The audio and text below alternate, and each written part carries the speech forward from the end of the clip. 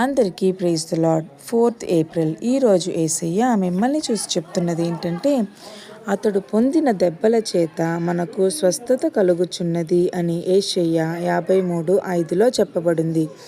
By his stripes we are healed.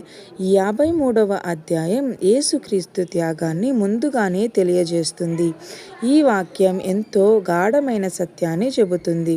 ఆయన గాయాల వల్ల మనకు స్వస్థత వచ్చింది అని. కాబట్టి ప్రియమైన బిడ్డలారా, మన పాపాల వల్ల ఆయన గాయపడ్డాడు. ఆయన ద్వారా మనకు క్షమ మరియు శాంతి లభిస్తుంది. మన శిక్షను ఆయన తీసుకున్నాడు, మనకు జీవం ఇచ్చాడు. చిన్ని ప్రార్థన. ప్రియమైన పరలోకపు తండ్రి, నీకు స్తోత్రాలయ్యా.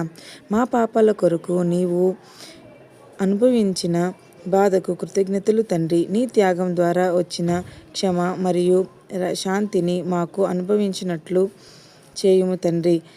నీ ప్రేమలో నిలబడి జీవించినట్లు మమ్మల్ని నడిపించుము తండ్రి. యేసు నామములో అడిగి వేడుకుంటున్నాము తండ్రి. ఆమేన్.